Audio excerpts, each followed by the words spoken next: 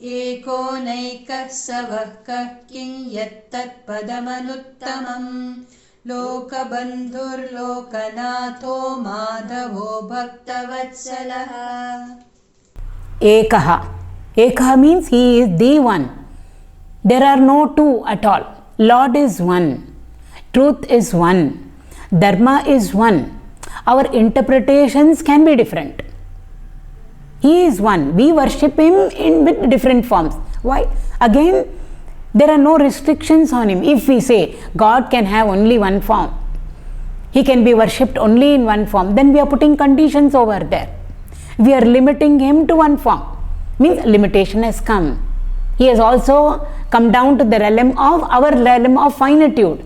When we say he is infinite, he represents for us the state of infinitude. All possibilities must be there in him. But he is one. So he is one. We can worship him as formless. We can worship him with form. What form can we give to him? Any form is allowed.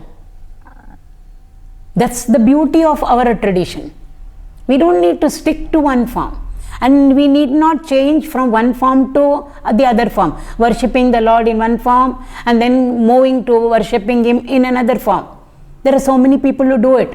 I was worshipping this form of the Lord with a particular mantra. I had these desires, but none of them, got fulfilled. Therefore, somebody told me to shift. Lord is one. We are the ones who are giving to him different forms. So whether we give to him this form, whether we give to him Krishna's form, Rama's form, Shiva's form, or Devi's form, Ganesha's form, Hanumanji's form, any form, he hears all our whatever is our petition, he has heard it. We don't have to go changing from form to form of the Lord. Which means we have not understood the concept properly. He is one. But why do we worship him in different forms? That's the luxury that has been given. It itself shows to us that he is not conditioned, that he is not bound. He is not limited to any particular form. We can give to him any form. Just like we can give to water any form we like. Put it into any shaped container, it will take that form. That is why we say water has no shape. It can take any shape. See the flexibility, it's liquid. It just can take any form. Bhagavan also can take up any form. So that one itself, we can give to him any form. We can give to him a he form, we can give to him a she form. We need not give to him any form. We can give to him an angry form. We can give to him a Saumya form also. See, even that is there. Ugra, Saumya, Durga, Kali, or Lalitambike. Saumya form over there. Narasimha, Ugra is there. Fierce, angry, or the Saumya form is there. Hanumanji is also there. Saumya form is there, Ugra form also is there. No, Bhagavan can have only Saumya form. Again we are restricting him over there. Why can't he take on any form that he wants? He can take on a ferocious form, he can take up an angry form, he can take up a Saumya form also. So Eka, the one without a second he is. There are no two gods. All of us in every religion say God is one. And yet we know what happens in the outer world. We fight. Religion to religion we fight. Within the religion we fight. Even the 10 avatars of Vishnu himself, differences are there. Rama Bhaktas will not worship Krishna, Krishna Bhaktas will not worship Rama. And both of them will not worship Narasimha. All are Vishnu forms only. Very narrow-minded we are, limited we are, so conditioned we are. We don't have the magnanimity at all to accommodate, to understand things in the right perspective. So he is the one, very clear, only one. There is no possibility of a second also there. That is why it's called Advaita. Dvaita means two. Advaita means one without a second. If we say one, then somebody will say, no, there may be a possibility of a second. Therefore, in one breath, they say one without a second. When we use it in English, we have to put hyphen over there. Means it's a complex word. but it is one word. What is that one word? One without a second is one word over there. So ekah is one, but at the same time he can become many. Naikaḥ, aneka he can become. We've seen aneka murti, avyaktaha, amurti, formless, but he has got so many forms. Unmanifest, he's got so many manifested forms. Similarly, he is one. The one Lord can become the many. We have a small little incident in Bhagavatam. Krishna is there in Vrindavan, and we know how mischievous he is, how naughty he is, playing, the glorious pastimes of the Lord. It's so captivating for all of us. Brahma, the creator, watched everything from his Brahmaloka, I believe. And he said, look at this little child over there. Maya came and overwhelmed him. If Maya can overwhelm Brahma, it can surely overwhelm all of us. Easy for Maya to overwhelm all of us. But these are all, whether Brahma got overwhelmed by Maya or not, these are all lessons and messages for us. So the creator himself thought this, if everybody is saying that Krishna is an avatar of Narayana himself, Purna Avatara, why is he running around like that? Why is he stealing butter, curds, playing around just like any other ordinary child? He's playing around there, naughty, getting angry even with Yashoda and breaking the curd pot over there, so much so that she had to tie him up over there. So how can he be the one, Narayana? So he wanted to test. Therefore, what did he do? He came slowly down, and one day when Krishna and the Gopas, the cowherd boys, had gone, and they morning they take all the cows and the calves and all for grazing. So Brahma came and slowly took all the cowherds, the cows and the calves, and hid them. He's supposed to have taken them all to Brahmaloka and put them all to sleep over there. Let me see what Krishna will do. If he is the Lord himself, Narayana himself, in all his glory manifest, let me see what he will do. Krishna knows everything. Krishna is a small little boy over there in Vrindavan. He knows what Brahma has done. Now in the evening everybody has to go back to their houses. Only Krishna is there. Balarama is there. Cowherds are missing, cows are missing, calves are missing. We can imagine what will be the state of all the mothers over there in Vrindavan. What did he do? He, the one, ekah, became naikaḥ. He immediately multiplied himself and became all the cowherd boy. Such beautiful incidents over there. We just read it as a story. We must go slightly beyond the story.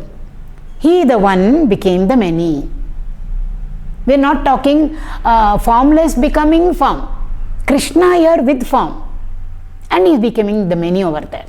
So he became all the cowherd boys, he became all the cows, and he became all the calves, and everybody went back home.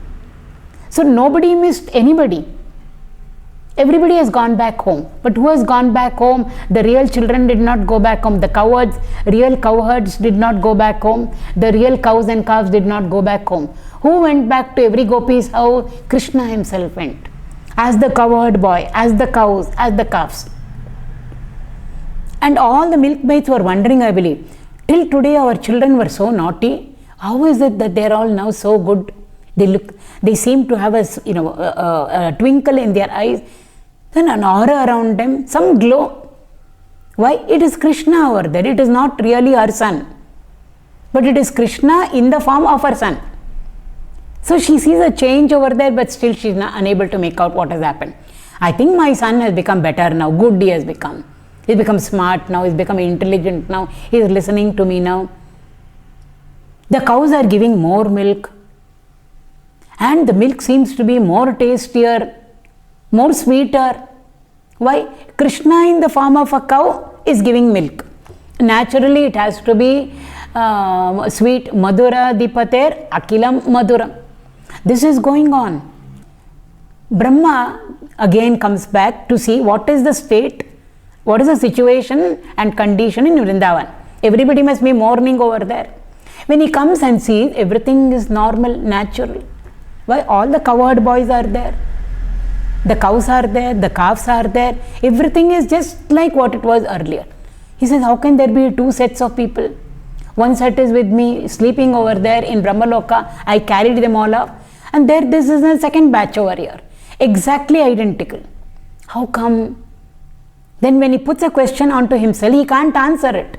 Next we'll come to that. He puts a question which he can't answer.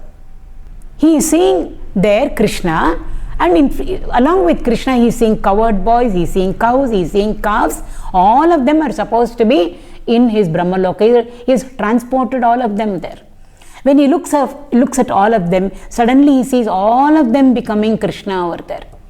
All the cowherd boys become Krishna. The cows become Krishna. The calves become Krishna. So he is seeing so many Krishnas over there. Not one Krishna, aneka Krishnas he is seeing. At that point of time, he realizes the glory and the greatness of Krishna. He surrenders onto him. And then all of them he brings back. The children do not know. He had put them all to sleep. So they feel as though they have woken up, and then everybody, the real cowherd boys and the real cows and calves, return back. Brahma asks for forgiveness for testing the Lord over there. That is why Sarvam Krishnamayam Jagat, when we say everything was seen as Krishna only. That's how the gopis were. That is why we say Ananya Bhakti of the gopis. Narada himself described the greatness of the devotion of those humble, simple milkmaids. Why? They saw everything as Krishna. They didn't see anything else other than him. Everything, not whatever we see as things, being, everything they saw only as Krishna and Krishna and Krishna and Krishna. That is what is called as Sarvam Krishnamayam Jagat. So Ekaha, Naikaḥ, he is the one, but he, the one himself, becomes the many. Stavaḥ is actually the name, technical name of one of the yajnas. We've already seen Vishnu is yajna and yajna is Vishnu. And what is a yajna? All our it is not only a homa or a puja or a ritual. All our karma, if we can do it with a particular mindset, with a particular bhava, it gets converted to a yajna, it gets converted to karma yoga over there. It becomes a sacrifice, it becomes a yajna. Work becomes worship. So he is what? He is yajnamayam, Bhagavan. Whatever he does, it's always for the welfare and the well-being of the entire, of all the worlds. So therefore, Bhagavan is not doing karma there. Yes, he is doing, but his karma is always a yajna over there. Why? Whatever he does is for the well-being and for the good of entire worlds, not just mankind or a community. Our work, we can classify it. Forbidden work, this work, that work, selfish work, desire-prompted work. Very rarely we do work in the form of a seva or a service. But when Bhagavan is doing everything, he is doing as a yajna. Therefore, his very name becomes yajna. He is of the nature of yajna. Yajna, karma done in a proper way, which becomes yajna, walking on 2 feet, is Bhagavan for us.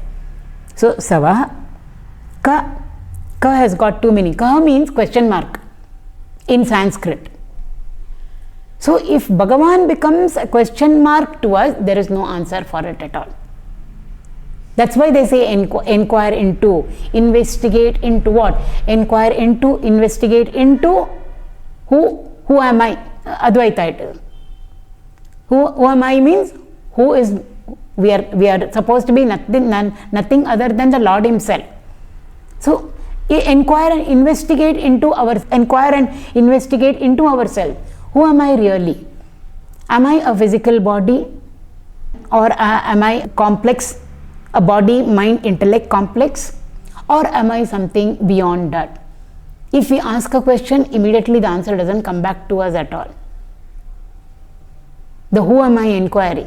So kaha means it's a question which, if it is put forth, the answer immediately will not come back to us at all. We will know the answer only when we experience and become that state. So Bhagavan is of the nature of kaha. He is of the nature of the question itself. What question? It's a divine question. If that question comes to us, our uddhara will start happening slowly, slowly. We have evolved to that state wherein we have put that question to ourselves. And what is that question? We are questioning the very Lord himself, who we actually are. But right now we are not aware of it. So Bhagavan himself is a question. Why? To that question there is no answer. It's not a negative statement. No answer means we have to become him. There is no question of we meeting him or he becoming an answer to a question that we have put forth. Then there is a question and then there is an answer and there is a relationship between the two. In the state of realization, there is no question, there is no answer, and there is no relation between the two. It's all one. So, but we have to start with the seeking and searching and putting a question to ourselves. Therefore, he is of the form of kaḥ. Kaḥ also means bliss, anandamaya he is. That ananda which has got no opposite. There are no two. We have happiness, unhappiness, joy. Opposite of that is sadness. But bliss has got no opposite. Therefore, kaḥ also means kapi. When we say Hanumanji is a kapi, we say. Ka means bliss, pi means pibantam, to drink in, to be intoxicated with, to revel in bliss, is kapi. That kapi can also be made kavi. He is kapisha. So kapi actually, it's not just monkey over there. One who is reveling in ananda. Who is reveling in ananda? Bhagavan is reveling in ananda. Our gurus are reveling in ananda. Jivatma. He is kapika isha. He is the Lord of all lords. He is the Guru of all Gurus. That's the meaning of kapi. So kaḥ means ananda. Kim means what? Again question over there. What is that state? Who am I? Or what is that which is there in me? What is that goal that we have to reach? We have kept so many goals in our life. This I want to attain, then this I want to attain, then this I want to attain. We keep on working towards our goal. Nothing wrong in it. And once we have reached our goal, again we set a higher goal for ourselves. Again we work towards it. That final goal, having reached which there is no more any setting up a higher goal for us. Because we have reached the ultimate. Once we have reached that state, there is no more any more a seeking, a searching or striving for something better. So what is that goal? Having reached which there is nothing more for us to do. Yadgatva nanivartante taddhama paramam mama. Bhagavan said. Having reached that goal, which goal? That goal, having reached it, there is no again returning back to the realm of change or return back to samsara. That is what is meant by kim. So Bhagavan himself is being addressed by all these pronouns. Question, who, what. These are also his names. A pronoun can become one of his glorious names also for us. So kim means what? What means what goal? What is that goal? Having reached which there is having reached it, I will feel completely fulfilled, totally satisfied, absolutely perfect. So he represents that also. Yat means which. Whenever we say which, it means that is there. It means something is there. Which book means book is already there. Which dress are you going to wear? Means the dress is already there with us. We have bought it from the market. It's there in our house. So yet means which always represents for us that which exists. He is the absolute existence on which everything exists. Therefore, he is being addressed as which also. These are all pronouns. We never knew Bhagavan could also be addressed by pronouns like this. So he is which also. Which is that state? What is that state? Having reached which we will feel completely, totally satisfied. Absolutely, fulfilled. Which? So which means that absolute existence, the substratum or the adhisthana for the entire world of things and beings, worlds of things and beings. Everything To exist needs something to support it. What supports? Bhagavan alone supports everything. Therefore, he is the absolute existence. He is which? That which supports everything. Without him, nothing can exist. So what is that which supports everything? What is it that supports the knowledge that we have? I have the knowledge of this, I have the knowledge of this, we say. There is something that supports it. Which is that factor that supports? Bhagavan supports all the knowledge we know. But there are things which we do not know also. I am ignorant of this, I am ignorant of this, I am ignorant of this also. What supports our ignorance? Ignorance is opposite of knowledge. There is something which is supporting our ignorance also, therefore we know what we are ignorant of. If there was nothing supporting the ignorance, then we wouldn't be aware of what we are ignorant of. So there is some factor in us, a very positive, one without a second support in us, which supports what we know and which supports what we do not know. Which is that platform or what is that support? It is Bhagavan. Therefore, he is being addressed as Yat, which, Tat, that. Anything which is close to us, we always say this. Anything that is far away from us, we always say that. So we can go on and on and on and on. We say this book and that chair, because the chair is far away from the book. This chair and that window. Window is more far away and the chair is closer to us. So in this world, everything can be pointed out to as this earth of ours, because we are standing on the surface of the earth, and that sun. The sun is very, very far away from us. But even to the sun and the moon, we can say this sun and this moon. Why? There is something beyond the sun and the moon which is providing existence to the sun and the moon, giving heat and light to the sun and giving to the moon its characteristics. What is that? That. So compared to that, even the sun and the moon become this, though they are very far away from us. So finally everything can be pointed out to as this. Far removed from all this. We can use the word this for everything that is there in the cosmos. All the planets, every far away stars, all of them we can say this. So far removed from all that which we can put into the category of this is that. And what is that? That is because of which all these things which we pointed out to as this exist. So that always indicates to us Brahman, Parabrahma, Paramatma, the formless, the all-pervading. So this as compared to that. So everything we can put under the category of this, that is ekaḥ. It is that beyond our comprehension and apprehension, beyond our equipment. What is that? Question, answer immediately will not come to us. Therefore, Bhagavan is pointed out to us also by the word that. So we can even address him as that. We can call him Ganesha, we can call him Rama, Krishna, Shiva, we can even call him as that.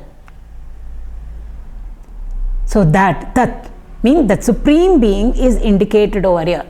This is one of the words that comes in one of the Mahavakyas which is there in the Upanishad, Tattvamasi, that thou art.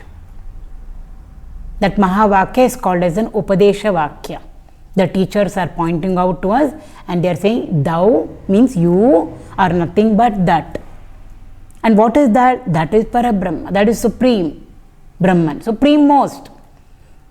It is that goal. It is that which is absolute existence. All the words earlier which had come. So that as compared to all that which belongs to the realm of this. We had to start from Padamanuttamam.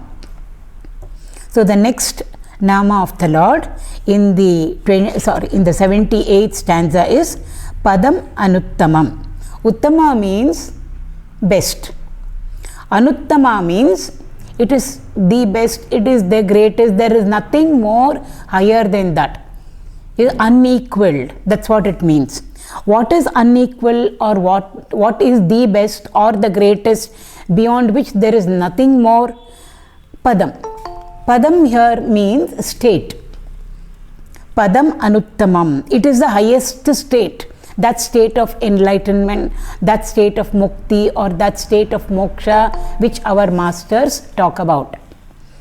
When we say mukti, moksha, enlightenment, we are not talking about a Vaikuntha or a Kailasa. Even Kailasa and Vaikuntha, there is we have to go into the meaning of it. It's not a city or an abode wherein we are going to go if the Lord grants us mukti or moksha. It is a state, just as we are all now in the waking state. We are not in the dream state, neither are we in the deep sleep state. There are different states through which we go through every day. We go through a waking state, we go through a dream state, and we go through a deep sleep state. None of them are connected in one sense of the term. Though we are common in all of the states. We only become a waker, we only become a dreamer, we alone become the deep sleeper.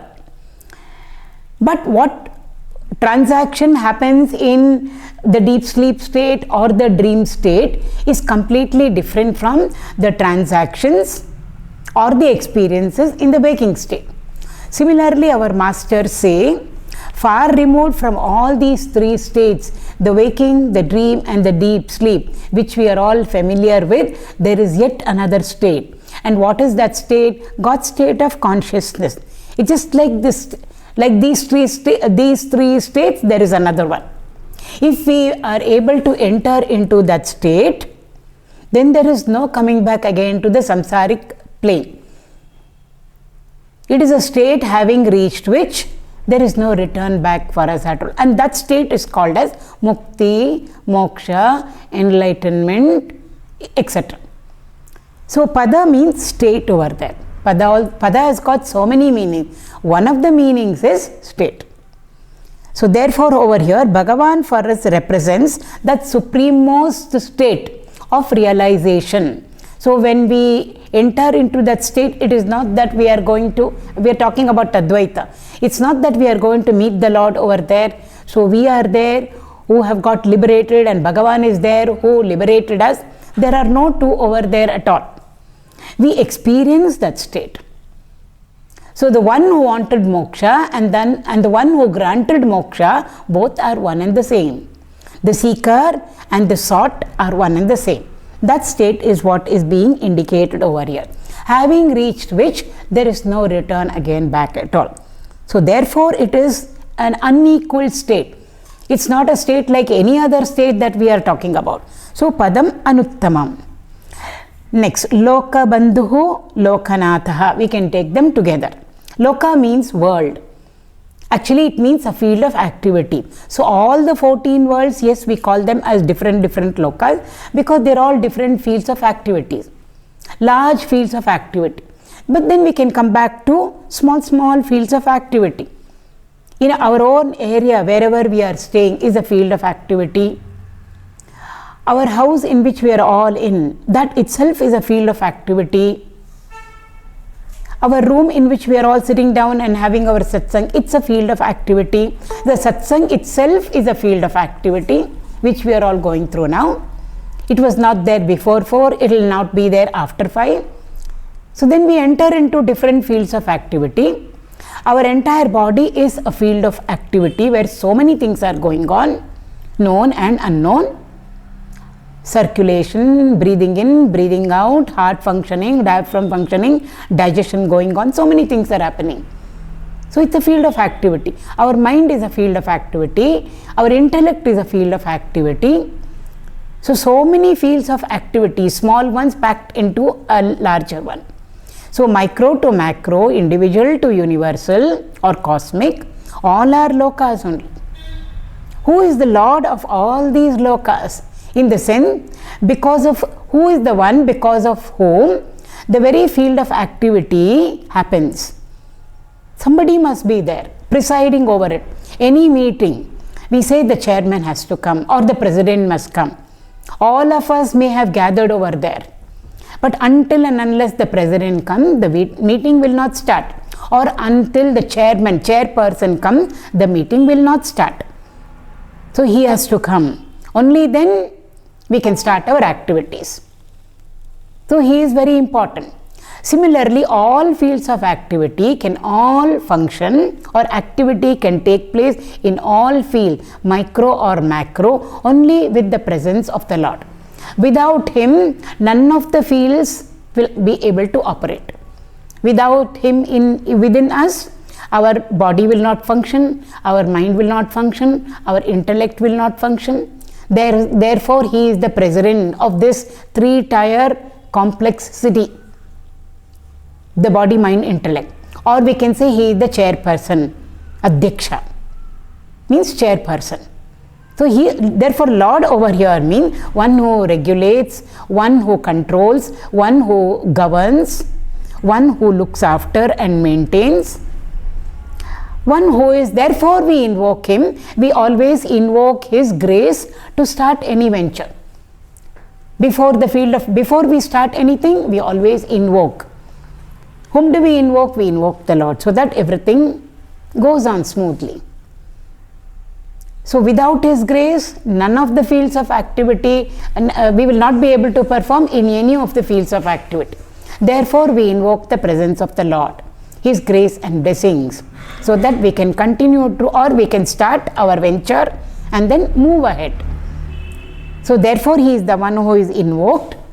He is the one who is glorified, praised, because why? He is the Lord, very Lord. Beyond him, there is nothing else. So all of us may have, if we are working in a company, there is a CEO. Another company will have his own boss, managers. But who is the manager or who is the chief executive officer of all the worlds? Bhagavan. So he is the one who is looking after all the company or all the lokas. Therefore he is called as Lokanathah. And obviously he is lōkabandhurlōkanāthō. Who is the Natha? When we say he is the Lord, we feel, how will I be ever able to approach him? Why? He is the master, he is the boss. I don't think I can even go and approach him for whatever we want. Sometimes there is fear. We keep the boss at a higher level. We do not know whether we will get an appointment, an interview, an audience with him to put across whatever we want to. Is the Lord like that? No, he is lōkabandhurlōkanāthō. Bandhu means relative, wherein we can share whatever we want with our relative. Actually, it means friend also, bandhu. Literal translation will be relative, but lōkabandhu means he is our friend. We know how we can share everything so easily with our friends. So this is a boss or the Lord who comes down to our level and becomes our friend, so that we can share anything with him. So there is no higher and there is no lower at all. We are all equal. Friends are always equal. So not only the Lord is the Lokanatha, but he is Lokabandhu also. There is a shloka which we recite. Tvameva mata cha pita tvameva, tvameva bandhuscha sakha tvameva. So you are the mother, you are the father. You are the mother of the entire universe of Loka. You are the father of the entire universe. Then after the father and the mother extended, you are the relative. And beyond that, because relative means blood relations. Sometimes we may share with them, we may not share with them. But with a friend, we are more connected with them. Not only you are father, not only your mother, not only you are relative, you are our friend also. That shloka which we recite is so complete by itself. Everything you are my guru, you are my knowledge. And with that knowledge, when we enter into our work field and earn wealth, you are my wealth also. And supposing we have missed out anything, you are everything. Apart from this, if there is anything, that also you are. Beyond you, there is nothing else. So, Lokabandhu Lokanathah Mādhava, in the very beginning, this Nama of the Lord had come. So who is Mādhava? Mādhava is the one who is the consort of Lakshmi, Mahalakshmi. So the consort, and we know what Lakshmi stands for now. She doesn't stand only for material wealth, she stands for all assets in our life. Anything that adds to us, to our life. Even the food that we eat adds to our life. That is why Dhanya Lakshmi we say. Dhana Lakshmi is wealth, courage, knowledge. Anything that comes into our life, which adds to our life, is Lakshmi Sampat, values. So therefore, who is the consort of Lakshmi? Bhagavan is the consort of Lakshmi. Therefore, we address him as Mahadava. Also, the 2 months which, when the moment Chaitra comes, spring comes, the first 2 months are called as Vasanta Rutu comes. The spring season comes, the first 2 months, Chaitra Masa and Vaishakha Masa. They are very, very important. They are called as Madhava Masa or Madhu Masa. The presiding deity of these 2 months, Chaitra and Vaishakha, are Bhagavan. That is why so much of insistence for puja, rituals, japa, dhyana, ityadi in these 2 months. Not that we should not do it in the other months. But these, just why? Because the winter has moved away and spring has come. And what does spring denote for us? It denotes for us warmth. It denotes for us creativity. The moment spring comes, we know everything is active in nature. Everywhere we see green. Greenery is there all around us. Colorful flowers are there all around us. So therefore it is all beautiful. Nature is at her best. She is so beautiful. Where did she get her beauty from? Bhagavan is Satyam, Shivam, Sundaram is. Therefore, what we see outside, which we say as nature is so beautiful, is nothing but a reflection of his own glory. So therefore, these 2 months, Chaitra and Vaishakha, are also called as Madhava Masa, Madhava months. There. So Madhavaha, bhaktavatsalaḥ. Vatsalya means to have compassion, to be tender, to be merciful, to have sympathy and to have empathy. Bhakta means devotee. So bhaktavatsalaḥ means he is the one who has got so much of love, so much of compassion, so much of tenderness. He is so merciful to all his devotees. We make mistakes 1000th time. 999 times we say, I did a mistake, then we say, no, I will not do it again, but then the 1000th time we repeat it again. Anybody else would have got angry.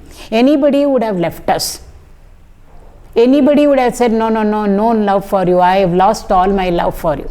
But Bhagavan is not like that at all. He knows in what state we are in. So love. And how much of love has he got to give to us? He is an ocean of love. Even ocean has got its limits, but in it is unlimited love. So how much ever love he gives to all of us, the source over there is infinite. It never gets exhausted. So we don't have to worry about Bhagavan is loving this person, Bhagavan loves this devotee, Bhagavan loves this devotee. Has he still got any love left in him to give to us? He can give to all of us. And how much? There is no quantity over there at all. We can't measure his love. When he gives in infinite measure. When we give love to somebody, it is all finite, all measurable it is.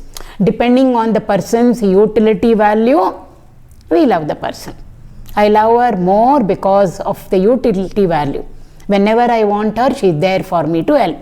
This person also I love, but she is never there for me, for whatever reason. So therefore, less love, more love. Bhagavan doesn't less love and more love anybody. He says, Samoham Sarva Bhuteshu.